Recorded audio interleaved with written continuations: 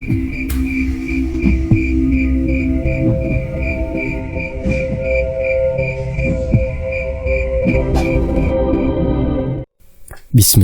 Desa Nglarang adalah sebuah desa kecil yang terletak di dataran tinggi pegunungan, tersembunyi di antara hutan lebat dan lembah subur. Suasana di desa ini sangat terpencil, jauh dari hiruk-pikuk kota, dengan hanya satu jalan utama yang sempit dan berkelok-kelok menghubungkan desa tersebut dengan pemukiman lain. Pada tahun 1990, desa ini masih sangat terisolasi, tanpa aliran listrik yang stabil, sehingga pada malam hari, suasananya gelap gulita, hanya diterangi lampu minyak yang remang-remang dari rumah-rumah penduduk. Saat musim hujan tiba, seperti pada saat pemilihan kepala desa, kabut tebal sering turun dan menyelimuti desa, menciptakan suasana kelam dan penuh misteri. Hujan deras yang mengguyur tak henti-henti, membuat jalan-jalan tanah berlumpur dan sulit dilalui. Pemandangan hutan yang mengelilingi desa tampak semakin menyeramkan, seolah-olah menyembunyikan sesuatu yang tak kasat mata di balik pepohonan besar yang menjulang tinggi. Di siang hari, kabut yang menggantung rendah di antara bukit-bukit membuat desa terlihat seperti melayang di atas lautan putih, memberikan kesan mistis yang seolah memisahkannya dari dunia luar. Pada malam hari, suasana menjadi lebih mencekam dengan suara gemerisik daun, lolongan anjing liar, dan suara-suara aneh yang sering terdengar dari arah hutan. Banyak penduduk desa percaya bahwa ada makhluk halus yang menjaga wilayah tersebut, mulai dari penunggu pohon besar hingga hantu-hantu yang berkeliaran di sekitaran pemakaman desa. Desa ini hanya dihuni oleh sekitar 100 keluarga. Sebagian besar bekerja sebagai petani padi, jagung, dan kopi. Namun di balik kesederhanaan kehidupan pedesaannya, ada ketegangan yang mengintai. Meskipun para warga bersikap ramah satu sama lain, mereka juga sangat percaya pada hal-hal gaib. Cerita tentang santet dan ilmu hitam bukanlah hal asing di Desa Nglarang, terutama menjelang pemilihan kepala desa. Pada masa pemilihan seperti ini, suasana desa menjadi semakin mencekam karena semua orang tahu persaingan politik di sini tidak hanya terjadi di dunia nyata, tetapi juga di alam gaib. Penduduk Desa Nglarang sudah lama merasa gerah dengan kepemimpinan Pak Jarot, sang lurah petahana yang telah memegang tampuk kekuasaan selama 2 periode. Di bawah kendalinya, desa tampak tenang di permukaan, tetapi di balik itu semua, banyak hal yang mencurigakan. Selama masa pemerintahannya, banyak keputusan desa yang terasa berat sebelah, menguntungkan sekelompok kecil orang, sementara rakyat biasa dibiarkan terkatung-katung. Manipulasi anggaran, proyek-proyek desa yang tidak jelas, serta pembagian bantuan yang selalu disertai janji dan ancaman. Penduduk mendengar kasak-kusuk bahwa Pak Jarot tak segan menggunakan ilmu hitam untuk menyingkirkan siapapun yang menentangnya. Desas-desus tentang kematian mendadak 2 mantan lawan politiknya di pemilihan sebelumnya semakin memperkuat anggapan bahwa Pak Jarot memanfaatkan kekuatan mistis untuk mempertahankan kekuasaan. Tidak heran jika banyak warga yang merasa takut untuk menentangnya secara langsung. Namun, ada satu hal yang lebih menakutkan daripada santet, yakni kesabaran yang sudah mencapai batasnya. Sekelompok tokoh desa yang dipimpin oleh Mbah Parto, tetua desa yang sangat dihormati, memutuskan untuk mencari sosok alternatif yang dapat menantang dominasi Pak Jarot di pemilihan berikutnya. Disinilah nama Pak Juki muncul, seorang pria parubaya berusia 55 tahun. Pak Juki adalah sosok pria parubaya berusia 55 tahun yang memiliki karisma alami sebagai pemimpin. Ia adalah juragan sawah yang sukses, dengan kepemilikan beberapa hektar tanah di Desa Nglarang. Sosoknya tinggi besar, dengan bahu lebar, dan tubuh yang masih kokoh, meskipun usianya sudah tidak muda lagi. Rambutnya mulai memutih di pelipis, memberi kesan bijaksana, sementara kumisnya yang tebal menambah aura kewibawaan. Pak Juki dikenal oleh warga desa sebagai orang yang selalu menepati janji, dan tak pernah ingkar terhadap ucapannya. Selain itu, ia adalah pribadi yang dermawan, seringkali membantu tetangga yang kesulitan dengan memberikan pinjaman beras tanpa meminta imbalan. Sifatnya yang baik hati membuatnya sangat dicintai oleh penduduk desa. Ia sering terlihat membaur bersama para petani, membimbing mereka dalam mengelola lahan dengan baik, dan tak segan-segan ikut turun tangan ke sawah ketika musim tanam tiba. Meski dikenal sebagai orang yang ramah, Pak Juki memiliki pendirian yang teguh, dan ketegasan dalam berbicara. Jika melihat ketidakadilan, ia tidak segan-segan menyuarakan kebenaran meskipun harus melawan pihak yang lebih berkuasa. Rumah Pak Juki adalah sebuah rumah joglo tua yang terletak di tepi desa, dikelilingi oleh sawah dan kebun yang dimilikinya. Rumah ini berdiri kokoh dengan tiang-tiang kayu jati besar yang sudah menghitam dimakan usia. Atapnya yang berbentuk limasan ditutupi genteng tanah liat berwarna coklat gelap, memberikan kesan antik dan tradisional. Meskipun bangunannya tampak sederhana dari luar, di dalamnya penuh dengan kenangan keluarga yang telah diwariskan turun-temurun. Di sekeliling rumah tumbuh pepohonan besar seperti beringin dan randu alas yang memberikan bayangan lebat, membuat rumah ini selalu terasa sejuk, bahkan pada siang hari yang terik. Namun, keberadaan pohon-pohon besar itu juga membuat suasana rumah menjadi mencekam di malam hari, terutama ketika angin malam berhembus dan dedaunan bergesekan, menciptakan bunyi-bunyi yang menyerupai bisikan misterius. Halaman belakang rumah yang luas dan penuh dengan ilalang semakin memperkuat kesan angker, seolah ada sesuatu yang mengawasi dari balik pepohonan. Di samping kanan rumah terdapat sebuah sumur tua yang sering dikaitkan dengan kisah-kisah seram oleh penduduk desa.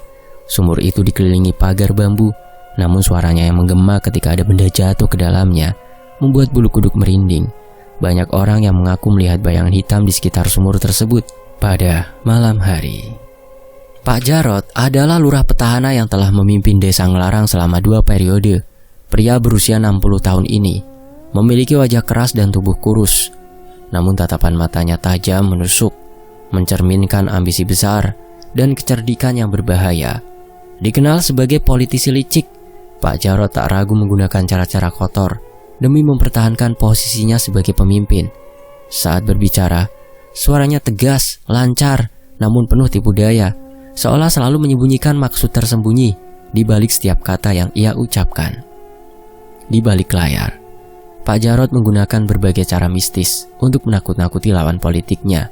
Desas-desus beredar bahwa ia memiliki hubungan dengan dukun santet dari desa seberang dan sering mengirim guna-guna pada orang-orang yang menentangnya. Warga desa pun tidak ada yang berani melawannya secara terang-terangan karena takut terkena amarah dan kutukannya. Pak Jarot memiliki kepribadian angkuh, tidak pernah merasa puas dengan kekuasaan yang dimilikinya.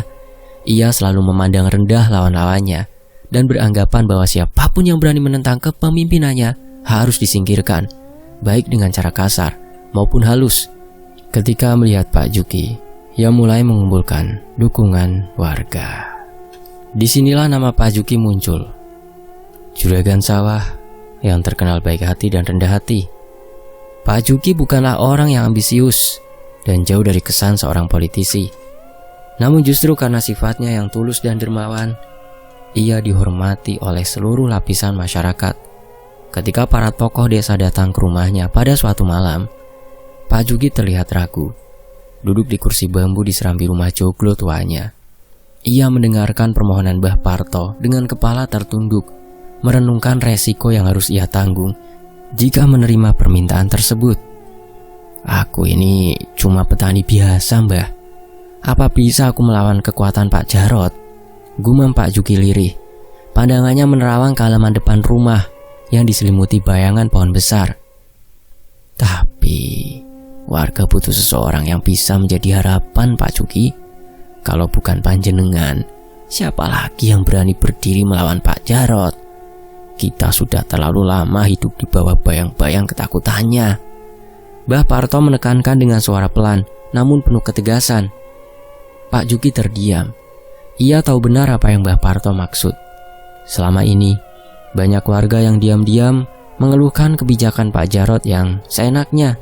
Dan selama ini pula, Pak Juki hanya bisa membantu secara pribadi tanpa menentang Pak Jarot secara langsung. Akhirnya setelah perdebatan panjang, dengan berat hati Pak Juki setuju mencalonkan diri. Keputusannya ini langsung menyebar ke seluruh penjuru desa, seperti api yang menyulut sekam. Kabar bahwa Pak Juki akan menantang Pak Jarot disambut gembira oleh warga yang sudah lama menginginkan perubahan. Malam pertama setelah Pak Juki resmi diumumkan sebagai salah satu calon kandidat dalam pemilihan kepala desa, suasana di rumahnya mulai berubah. Biasanya rumah joglo tua miliknya yang terletak di tepi desa selalu menjadi tempat yang nyaman dan penuh kehangatan bagi keluarganya. Tetapi malam itu, hawa yang berbeda menyelimuti seisi rumah. Angin berhembus kencang dari arah hutan, membuat dedaunan bergemerisik seperti bisikan-bisikan halus yang membawa pesan kematian. Hujan deras yang mengguyur sejak sore tidak kunjung berhenti, menciptakan irama monoton yang menambah kesan suram. Sekitar pukul 9 malam, istri Pak Juki, Bu Sri, tiba-tiba terbangun dari tidurnya karena mendengar suara aneh.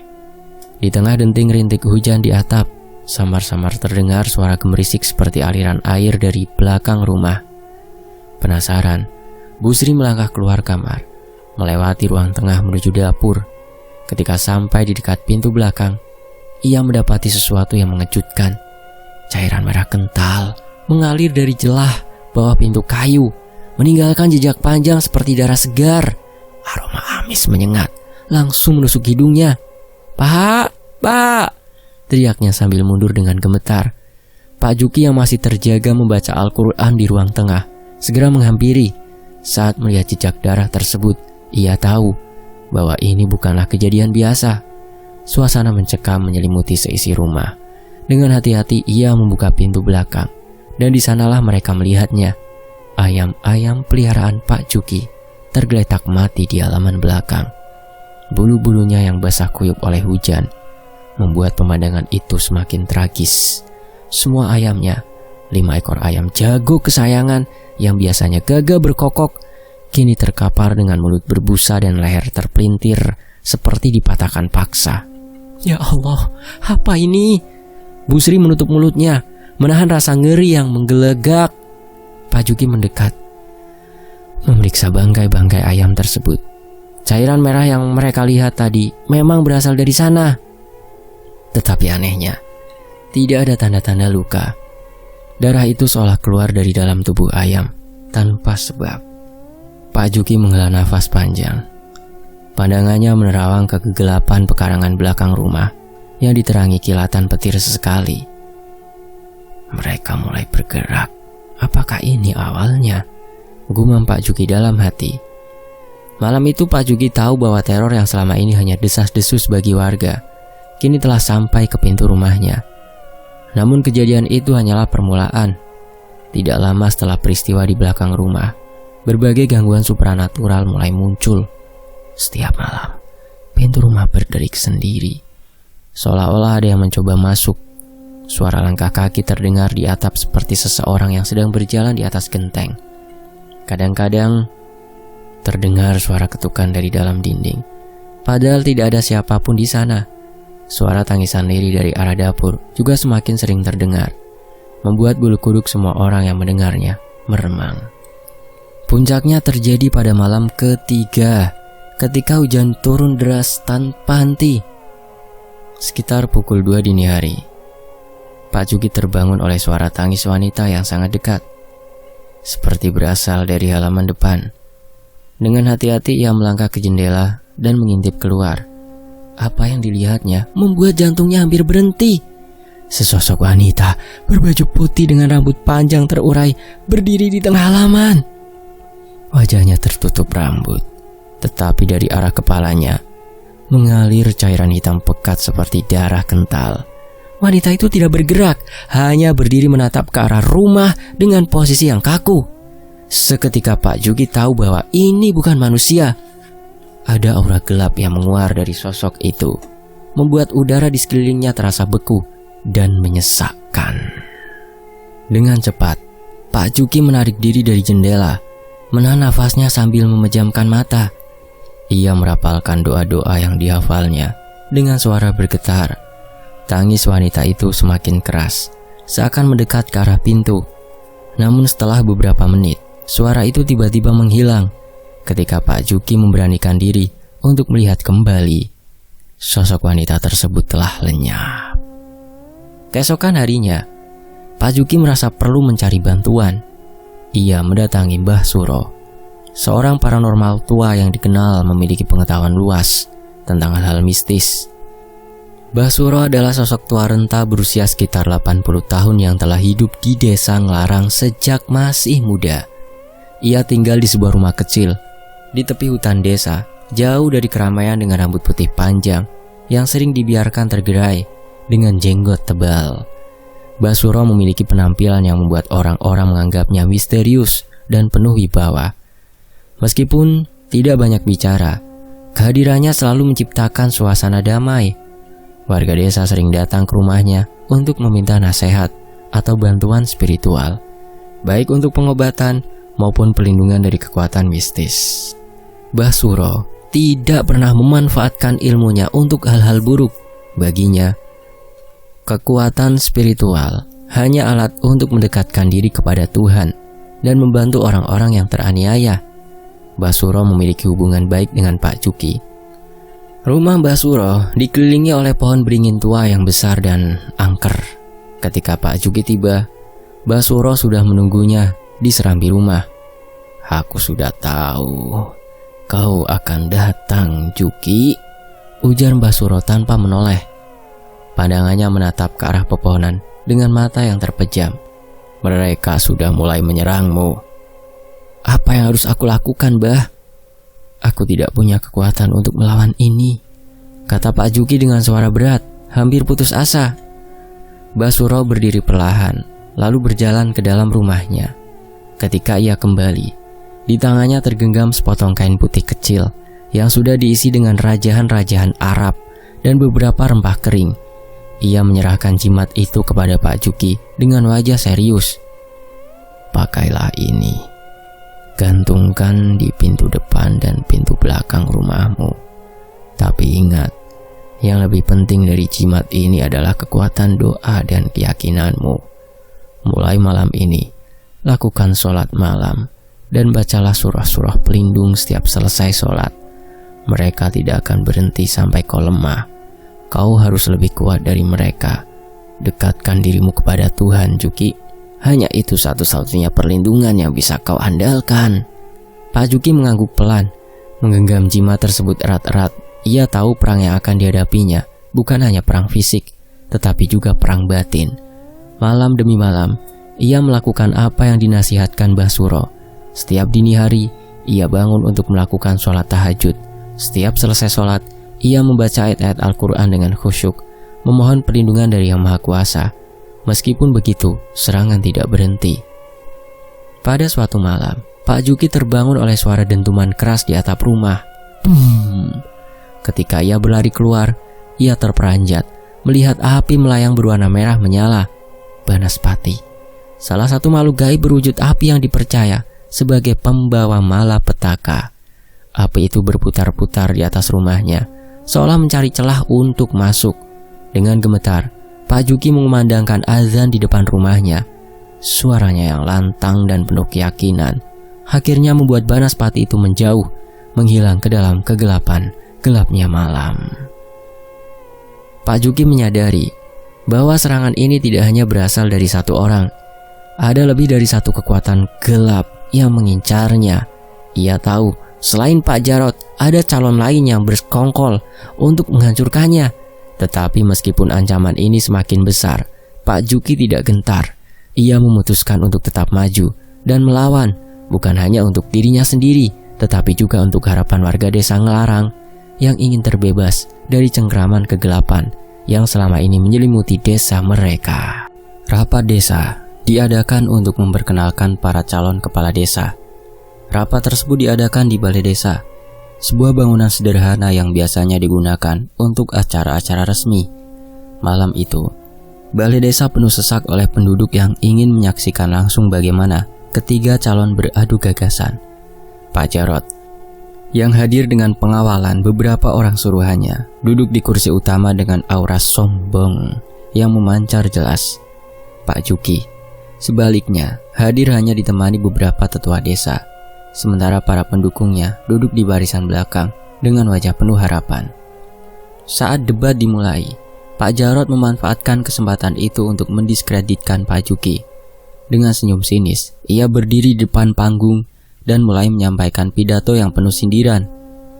"Warga desa Ngelarang yang terhormat, apakah kalian yakin akan menyerahkan masa depan desa ini kepada seseorang yang hanya tahu bagaimana cara menanam padi?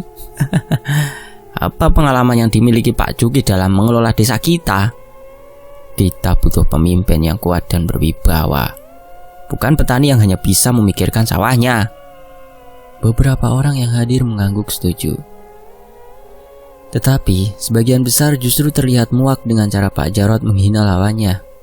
Meskipun kata-katanya kasar, Pak Juki tetap duduk dengan tenang. Ia tak membalas provokasi Pak Jarot. Ketika tiba gilirannya berbicara, ia hanya menyampaikan pesan sederhana. Saya bukan orang yang pandai bicara. Saya hanya ingin desa ini sejahtera, tanpa rasa takut. Jika warga percaya, saya akan berusaha sekuat tenaga untuk membawa perubahan. Ketenangan dan ketulusan Pak Juki ternyata justru membuat warga semakin simpati padanya. Perlahan, dukungan mulai beralih ke pihak Pak Juki. Pak Jarot yang tidak menyangka bahwa kata-kata kasarnya justru menjadi senjata makan tuan, hanya bisa mengertakkan gigi. Namun, di tengah situasi yang mulai memanas, tiba-tiba muncul calon nomor 3, seseorang yang tidak diperhitungkan sebelumnya. Pak Darno, seorang pria berusia sekitar 48 tahunan, tiba-tiba mendaftar sebagai calon kepala desa di menit-menit terakhir. Ia memperkenalkan dirinya sebagai warga yang peduli dengan masa depan desa. Meski terlihat ramah dan penuh senyum saat menyampaikan visi misinya, namun pandangan matanya selalu menyiratkan kebencian yang terpendam, terutama saat melihat Pak Juki dan Pak Jarot. Warga yang hadir mulai berbisik-bisik, merasa heran mengapa tiba-tiba ada orang lain yang berani mencalonkan diri. Apa motifnya? Mengapa baru sekarang ia muncul? Pak Juki yang duduk di samping Pak Jarot bisa merasakan kehadiran Pak Darmo ini bukanlah kebetulan. Terlebih ketika pandangan tajam Pak Darmo sesekali tertuju padanya, Pak Juki merasakan hawa dingin yang aneh menjalar ke seluruh tubuhnya. Ada sesuatu yang tidak beres, tetapi ia tidak bisa menebak apa itu. Pak Darmo usianya 48 tahun, tubuhnya pendek tapi kekar, dengan wajah bundar, dan sering tersenyum lebar. Meski tampaknya ramah, senyuman Pak Darmo selalu menyiratkan niat tersembunyi. Di balik penampilannya yang tampak sederhana, Pak Darmo adalah sosok penuh ambisi dan keinginan kuat untuk berkuasa. Tidak banyak yang tahu tentang latar belakang Pak Darmo, karena ia baru kembali ke desa setelah bertahun-tahun merantau. Ada rumor bahwa ia pernah terlibat bisnis gelap di kota, tapi tidak ada yang bisa membuktikannya. Pak Darmo selalu tampil dengan gaya sederhana, berbicara halus, dan seolah tidak memiliki niat buruk. Namun bagi mereka yang peka, ada hawa gelap yang selalu menyelimuti kehadirannya. Pak Darmo tidak hanya mengandalkan kekuatan fisik, tetapi juga memiliki kemampuan mistis yang berbahaya. Ia mempelajari ilmu hitam saat merantau, dan memiliki banyak kenalan dukun di daerah pesisir. Ketika melihat persaingan antara Pak Juki dan Pak Jarot, Pak Darmo memutuskan untuk masuk ke dalam kontestasi, berharap bisa memecah suara dan merebut kursi lurah dengan cara halus. Namun, jika cara-cara politik biasa tidak berhasil, ia tak segan mengirimkan santet mematikan. Santet yang dikirimnya lebih berbahaya karena melibatkan kekuatan jin pesisir yang ganas, menyebabkan korbannya seringkali mengalami kegilaan sebelum akhirnya meninggal. Setelah rapat usai, suasana desa berubah semakin tegang. 3 calon kepala desa kini bersaing memperebutkan hati warga. Tetapi persaingan ini bukan hanya di dunia nyata, melainkan juga di alam gaib. Pak Juki mulai merasakan ada sesuatu yang janggal. Malam-malamnya tidak lagi tenang. Ia mendapati ayam-ayam peliharaannya mati tanpa sebab. Padi di sawahnya juga mengering tiba-tiba. Dan beberapa kali ia melihat bayangan hitam melintasi halaman rumahnya di malam hari. Perlahan, Pak Juki menyadari bahwa pertarungan ini lebih dari sekedar kontestasi politik.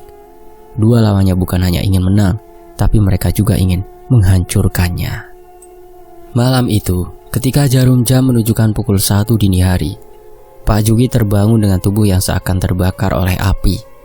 Rasa panas yang begitu menyiksa merambat dari ujung kaki hingga ke kepala, membuatnya mengerang kesakitan.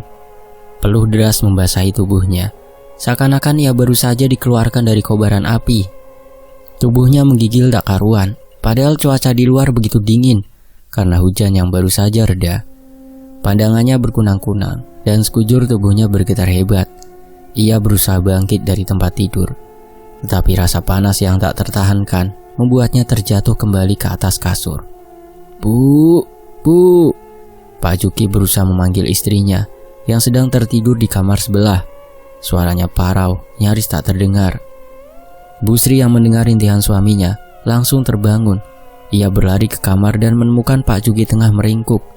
Wajahnya pucat, bibirnya kering dan tubuhnya memerah, seakan terbakar dari dalam.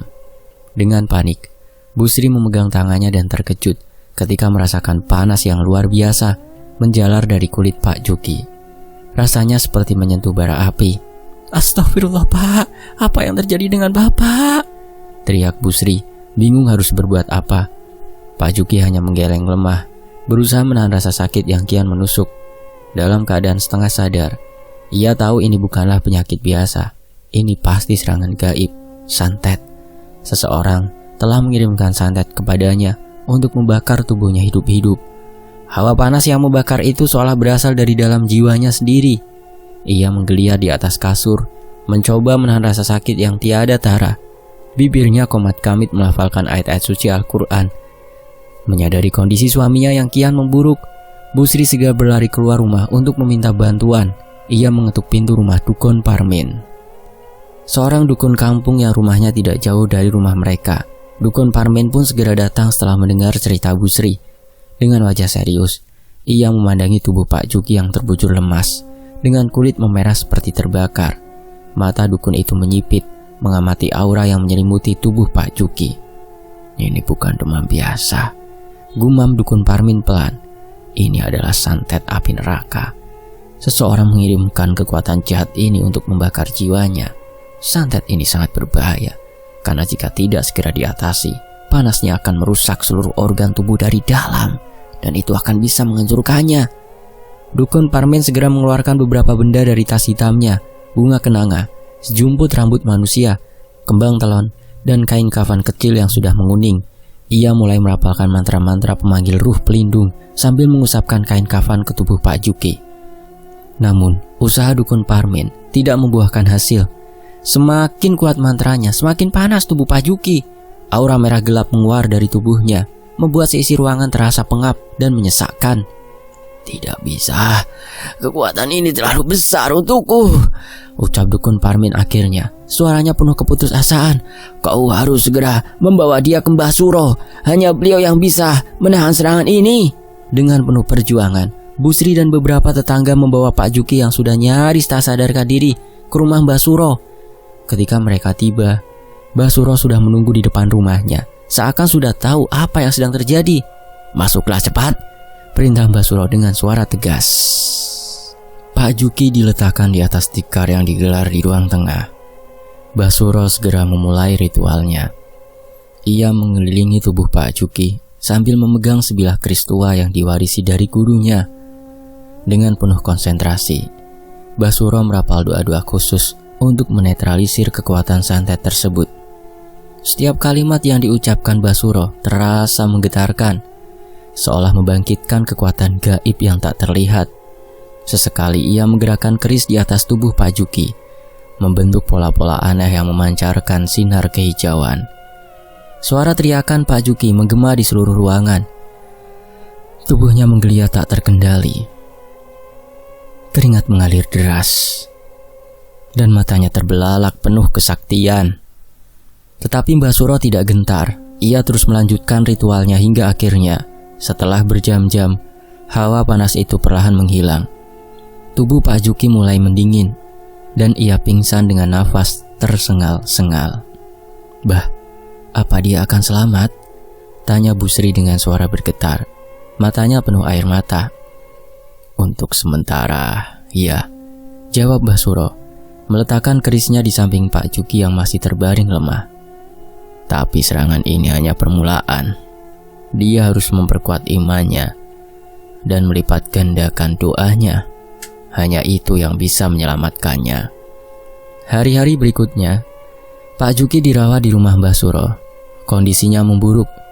Tubuhnya lemas, sulit makan, dan demam tinggi datang silih berganti. Tetapi, Berkat ketekunan dan doanya, kondisi Pak Juki perlahan membaik. Panas itu mulai menghilang dan ia bisa kembali duduk dengan tegak. Namun belum sepenuhnya pulih. Serangan kedua datang tanpa diduga.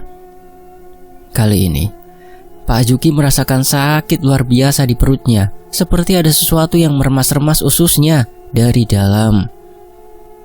Ia terjatuh ke lantai, menggeliat kesakitan. Dengan susah payah, ia berusaha bangkit, tetapi rasa nyeri yang amat sangat membuatnya tak berdaya. Pak Juki muntah darah. Darah segar bercampur dengan cairan hitam pekat keluar dari mulutnya. Bau anyir yang menyengat membuat semua orang yang menyaksikannya menahan nafas. "Ya Allah, tolong selamatkan aku ya Allah," rintih Pak Juki dengan suara parau. Mbah Suro langsung memahami apa yang terjadi. Ini adalah kiriman yang sangat mematikan. Jika tidak segera dihentikan, dia bisa mati dalam hitungan jam. Dengan cepat Mbah Suro mengambil segenggam garam dan menyebarkannya di sekitar tubuh Pak Juki sambil membaca mantra-mantra. Perlahan-lahan rasa sakit itu mereda, tetapi tubuh Pak Juki masih lemah. Wajahnya pucat seperti tak lagi dialiri darah. Desas-desus tentang kondisi Pak Juki segera menyebar ke seluruh desa. Banyak warga yang berpikir bahwa ia tidak akan bertahan lama. Namun meskipun fisiknya lemah, Pak Juki tetap bertahan. Setiap malam, ia berusaha bangkit untuk melaksanakan sholat dan berdoa, meminta kekuatan dari Tuhan. Meskipun serangan itu hampir membunuhnya, keimanan Pak Juki justru semakin kuat. "Selama aku masih bisa bernafas," gumamnya suatu malam, "aku tidak akan mundur. Aku akan melawan mereka dengan kekuatan doaku." Singkat cerita, 2 hari menjelang pemilihan kepala desa, suasana di rumah Pak Juki semakin mencekam. Meskipun tubuhnya masih lemah akibat serangan santet sebelumnya, semangat Pak Juki tidak pernah surut. Namun ada aura gelap yang seakan-akan menyelimuti seluruh rumahnya. Malam-malam di rumah joglo tua itu kini dipenuhi bisikan-bisikan aneh.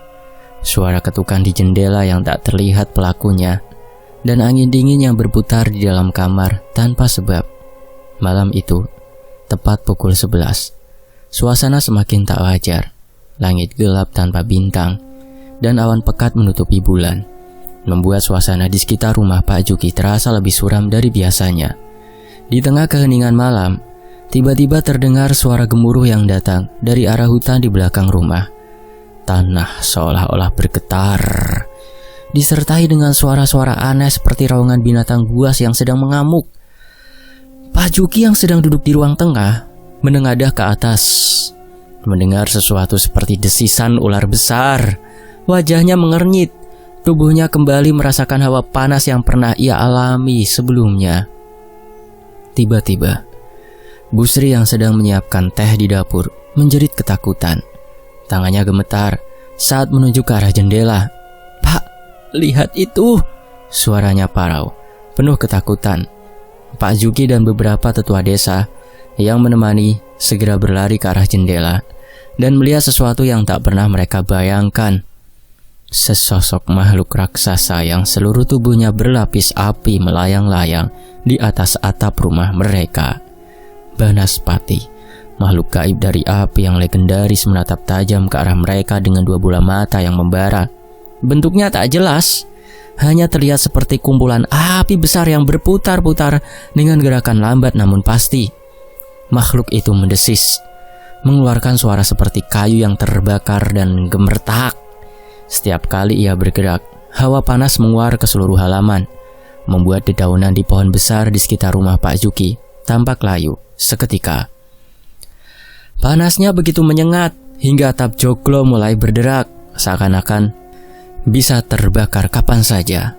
"Ya Allah," bisik Pak Juki dengan suara tertahan. Ia bisa merasakan teror yang begitu kuat merasuki jiwanya. Banaspati tidak hanya membawa panas yang membakar, tetapi juga aura kematian yang begitu pekat.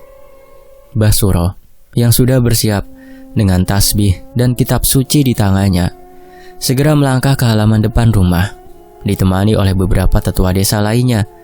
Ia mengangkat tangannya ke atas, memanjatkan doa-doa yang sangat kuat untuk menahan makhluk itu.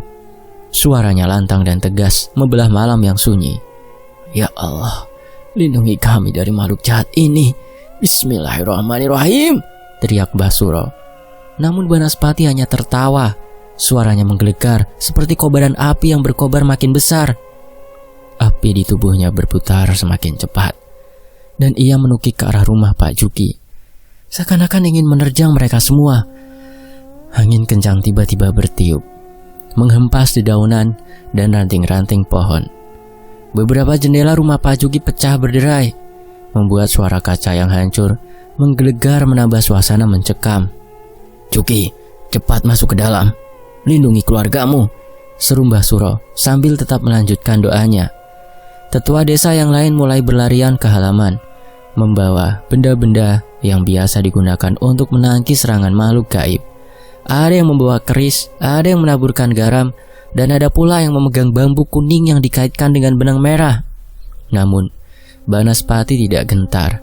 Ia terus melayang-layang, terkadang mendekat, terkadang menjauh, seolah-olah sedang mengawasi dan mencari celah untuk menyerang. Dalam keheningan itu, tiba-tiba terdengar suara tertawa yang bukan berasal dari Banaspati. Suara tawa perempuan yang begitu lirih, namun menusuk hingga ke tulang sum-sum. Semua orang terdiam. Suara tawa itu terdengar dari dalam rumah Pak Juki. Tepat dari kamar tidur anak perempuannya yang berusia 8 tahun, Pak Juki dan Bu Sri saling berpandangan. Wajah mereka pucat pasi. Tanpa pikir panjang, Pak Juki berlari menuju kamar anaknya. Ketika ia membuka pintu, ia melihat sesuatu yang membuatnya hampir jatuh tersungkur. Di dalam kamar, di sudut ruangan yang gelap, ada bayangan hitam yang sedang duduk di samping tempat tidur putrinya. Bayangan itu tidak bergerak, hanya menunduk sambil tertawa lirih. Tubuhnya terlihat kurus, seperti sosok wanita tua dengan rambut panjang tergerai. Ia mengangkat wajahnya perlahan, dan seketika pandangan matanya yang kosong menatap tajam ke arah Pak Juki. Pak Juki terpaku, kakinya seolah tertanam ke lantai. Makhluk itu tersenyum, memperlihatkan gigi-giginya yang hitam dan tajam. "Kau pikir kau bisa lolos dari kami?" Bisik suara itu pelan, namun bergema di seluruh ruangan. Bu Sri yang datang menyusul langsung menjerit ketakutan. Basuro yang melihat mereka berdua kaget segera mendekat, melemparkan segenggam garam ke arah bayangan hitam itu. "Allahu Akbar!" teriaknya. Bayangan hitam itu meringis kesakitan, lalu lenyap seketika dalam kepulan asap tipis, meninggalkan aroma anyir yang menusuk hidung. Sementara itu, di luar rumah, Banaspati semakin agresif. Makhluk itu mengeluarkan raungan yang menggetarkan bumi, seakan-akan marah karena salah satu sekutunya diusir. Ia berputar-putar mengelilingi rumah, menyemburkan percikan api ke segala arah. Pepohonan di sekitarnya mulai terbakar mengeluarkan asap tebal yang mengepul ke langit. "Jangan putus asa, terus berdoa," teriak Mbah Suro mencoba menguatkan semua orang yang ada di sana. Para tetua kampung yang berkerumun di halaman rumah Pak Juki mulai merapat, membentuk lingkaran pelindung. Mereka bergandengan tangan, membaca doa dengan khusyuk sambil menatap makhluk api yang semakin mengamuk. Selama berjam-jam, mereka berdoa tanpa henti. Suara doa mereka terdengar semakin keras, seiring dengan semakin lemahnya serangan Banaspati. Akhirnya, tepat menjelang subuh, sinar matahari mulai muncul di ufuk timur. Cahaya pagi yang samar menyinari tubuh Banaspati. Makhluk itu meraung keras sekali lagi, lalu pelan-pelan menghilang, seperti api yang dipadamkan oleh air. Semua orang terdiam, hanya suara nafas lega yang terdengar. Pak Juki terkulai lemas di teras rumahnya. Ia tahu bahwa ini belum berakhir. Serangan Banaspati hanyalah bagian dari rencana besar untuk menyingkirkannya. "Jangan khawatir, Juki," ucap Basuro dengan suara lirih, menepuk bahu Pak Juki yang masih bergetar. "Mereka boleh mencoba, tapi ingatlah, kekuatan jahat tak akan pernah menang melawan iman yang kuat." Pak Juki mengangguk lemah. "Aku akan tetap bertahan, Bah. Ini bukan hanya tentang pemilihan kepala desa, ini tentang memperjuangkan kebenaran." Hari pemilihan di desa Nglarang tiba dengan suasana yang begitu tegang. Udara pagi yang biasanya segar terasa berat, seolah-olah ada sesuatu yang menekan dan menyesakkan dada setiap penduduk. Sejak dini hari, warga mulai berduyun-duyun menuju balai desa untuk memberikan suara mereka. Namun ketegangan tak hanya berasal dari persaingan politik biasa. Bisik-bisik tentang kejadian aneh yang terjadi di malam sebelumnya membuat suasana terasa lebih mencekam. Di sudut-sudut desa, desas-desus tentang Pak Juki yang didukung oleh dukun sakti mulai menyebar. Fitnah yang disebarkan oleh Pak Jarot dan kroninya berhasil membuat beberapa warga ragu untuk memilih Pak Juki. Mereka mengatakan bahwa kekuatan gaib yang selama ini melindungi Pak Juki adalah bukti bahwa dia juga bermain kotor. Namun, para pendukung Pak Juki yang sudah melihat ketulusan dan kejujurannya selama ini tetap teguh berdiri di belakangnya. Pak Jarot yang berdiri di tengah lapangan tempat pemilihan tersenyum licik sambil memandangi kerumunan. Di sisi lain, Pak Darmo berdiri dengan pandangan penuh kebencian. Mereka tampak tenang di luar, tapi aura gelap yang menyelimuti mereka begitu terasa oleh orang-orang yang berada di dekatnya. Mata Pak Jarot menyipit tajam saat melihat Pak Juki melangkah mendekat. Wajahnya yang lelah menunjukkan keteguhan yang tak tergoyahkan. Ketika pemungutan suara berlangsung, suasana mulai memanas. Beberapa warga yang mendengar isu gaib itu mulai mempertanyakan kejujuran Pak Juki. Tak sedikit yang percaya bahwa ia memang dibantu oleh kekuatan supranatural untuk bertahan dari serangan santet Pak Jarot dan Pak Darmo. Namun, tak ada yang berani bicara terang-terangan.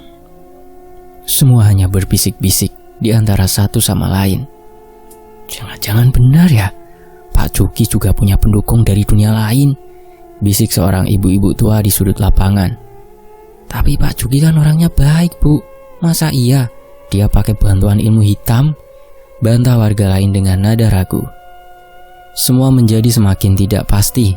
Fitnah yang dilemparkan Pak Jarot dan Pak Darmo mulai memengaruhi pikiran warga. Namun di tengah keraguan itu, Pak Juki tetap tegar berdiri. Ia memandang dengan penuh ketenangan, tanpa sedikit pun menunjukkan ketakutan di hadapan lawan-lawannya.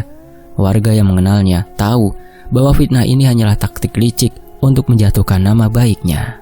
Malam sebelum hari pencoblosan di lapangan desa Nglarang, saat itu tiba-tiba suasana berubah drastis. Kegelapan turun dengan cepat, lebih pekat dari biasanya. Angin berembus dingin, membawa bisikan-bisikan samar dari hutan di pinggir desa. Seolah-olah ada ratusan mata yang mengintip dari balik pepohonan, menunggu sesuatu yang besar akan terjadi. Pukul 8 malam, rumah Pak Juki tiba-tiba terasa bergetar. Dari luar terdengar suara gemuruh seperti ribuan langkah kaki yang bergerak mendekat. Tanah di sekitar halaman rumahnya bergetar, seakan-akan ada kekuatan besar yang mendekati dari segala penjuru.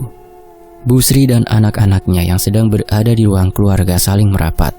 Wajah mereka pucat pasi. "Apa yang terjadi, Pak?" tanya Bu Sri dengan suara bergetar, memandang arah suaminya yang masih lemah. Pak Juki berdiri dengan tubuh tegak, meski wajahnya penuh keringat. "Mereka datang, Bu. Tapi kita tidak akan mundur. Ini adalah ujian terakhir kita, Bu," jawabnya mantap. Tiba-tiba, di atas atap rumah, kembali terdengar suara ledakan kecil, diikuti oleh cahaya merah menyala, yang seketika membakar angkasa. Mereka semua memandang keluar dan tertegun. Puluhan makhluk berbentuk api melayang-layang kembali di atas rumah. Banaspati kali ini lebih banyak dari sebelumnya. Mereka membentuk lingkaran, menari-nari di udara sambil menyemburkan percikan api yang panas. Dari kejauhan, warga mulai berkumpul menyaksikan pemandangan yang menakutkan. Bisikan dan jeritan kecil terdengar di sana-sini. Beberapa dari mereka segera berlari, sementara yang lain hanya terpaku, tidak percaya dengan apa yang mereka lihat. "Ya Allah, makhluk apa itu?" teriak seorang ibu sambil memeluk anaknya. "Itu Banaspati, makhluk api yang dipanggil dari dunia lain," jawab seseorang dengan ketakutan. Api yang melayang di atas rumah Pak Juki menyala-nyala, menari seperti lidah-lidah neraka. Mereka mengepung rumah dari segala arah, seakan-akan ingin membakar habis tempat itu. Tetapi meskipun api-api itu begitu dekat, pekarangan rumah Pak Juki tetap aman. Tak satu pun dari mereka menyentuh tanah atau membakar bangunan rumah joglo Pak Juki. "Kenapa api itu tidak menyentuh rumah Pak Juki ya?" tanya seseorang warga dengan suara bergetar. Mereka mulai sadar bahwa ini bukan hanya masalah politik, tetapi juga pertarungan antara kekuatan jahat dan kekuatan yang lebih besar yang melindungi Pak Juki. Banaspati mendesis marah. Suaranya menggelegar, menggema di seluruh desa. Setiap kali mereka mendekat, lingkaran pelindung yang tak terlihat di sekitar rumah joglo itu memantulkan mereka kembali. Di dalam rumah, Bu Sri mulai menangis ketakutan. Anak-anaknya merapat ke pelukannya. Mereka tidak tahu harus berbuat apa, namun Pak Juki tetap berdiri tenang. Ia mengambil nafas dalam-dalam, lalu berkata dengan suara tegas, "Sekarang waktunya kita lawan mereka dengan cara kita." Pak Juki memanggil semua warga yang masih berani mendekat. Ia mengajak mereka berkumpul di halaman rumah. Di tengah kepungan Banaspati yang menyala-nyala, beberapa warga yang tersisa mulai berdatangan. Mata mereka penuh ketakutan, namun mereka percaya pada Pak Juki. "Kita akan berdoa bersama," ujar Pak Juki. "Tidak ada yang lebih kuat dari doa kita." Sementara Mbah Suro yang berada di barisan paling depan segera memimpin mereka dalam doa. Suara doa-doa suci mulai bergema di malam yang mencekam. Dengan tasbih di tangannya, Mbah Suro mulai membaca doa-doa suci dengan penuh kekhusyukan. Warga yang lain mengikuti, meski suara mereka gemetar. Suara doa semakin keras, cahaya Banaspati yang awalnya menyala terang mulai meredup. Api-api itu melayang dengan gelisah, seolah-olah sedang menahan rasa sakit yang luar biasa. Satu persatu, makhluk-makhluk itu mulai lenyap dalam kepulan asap hitam. Namun yang terakhir, makhluk terbesar yang melayang di atas puncak rumah Pak Juki mengeluarkan raungan yang mengerikan sebelum akhirnya meledak dalam semburan api besar. Ketika fajar menyingsing, Banaspati terakhir itu hilang, meninggalkan rumah Pak Juki yang masih berdiri tegak tanpa satupun kerusakan. Semua warga yang menyaksikan kejadian itu tertegun. Mereka tahu Pak Juki telah memenangkan pertarungan yang sebenarnya. Bukan hanya melawan Pak Jarot dan Pak Darmo, tetapi juga melawan kekuatan gelap yang berusaha menghancurkannya. "Apa ini berarti dia yang benar?" bisik seorang warga, dan mata masih terpaku pada rumah yang kini dikelilingi oleh warga yang memanjatkan syukur. "Kemenangan melawan makhluk gaib, siapa lagi kalau bukan yang dilindungi Tuhan?" jawab warga lain dengan suara bergetar. Serangan fajar saat itu hampir meluluhlantakkan Pak Juki. Kembali di hari pemilihan, di panggung sederhana yang dihiasi dengan kain-kain merah putih, Pak Juki berdiri dengan tenang. Wajahnya tampak lelah, tetapi matanya penuh tekad dan penuh rasa syukur. Warga desa mengurumuni panggung, meneriakkan namanya berulang-ulang. Beberapa dari mereka bahkan menitikkan air mata haru, merasa lega setelah melalui malam-malam penuh ketakutan. Pemilihan kepala desa Nglarang telah usai dan hasilnya menggemparkan seluruh warga. Pak Juki, meski telah diteror habis-habisan dengan berbagai serangan mistis, memenangkan pemilihan dengan suara mayoritas. Pagi itu suasana di balai desa dipenuhi oleh sorak-sorai pendukungnya. Warga yang tadinya ragu mulai melihat keberanian dan keteguhan hatinya. Sebagai bukti nyata bahwa ia adalah pemimpin sejati yang tidak bisa digoyahkan oleh kekuatan jahat apapun. "Pak Juki, Pak Juki, hidup Pak Juki!" teriak mereka bertepuk tangan riuh. Pak Juki mengangkat tangannya, memberi isyarat agar warga tenang. Ketika suara mulai mereda, ia bicara dengan suara mantap. "Saudara-saudara, kemenangan ini bukanlah kemenangan saya semata. Ini adalah kemenangan kita semua. Kemenangan kebaikan melawan kejahatan, kemenangan kejujuran melawan kebohongan." Warga bertepuk tangan. Namun ada sesuatu di udara yang masih terasa mencekam. Meski siang itu mereka merayakan kemenangan, bayangan-bayangan dari malam sebelumnya masih menghantui sebagian besar warga. Mereka tahu, kemenangan ini bukan berarti akhir dari segalanya.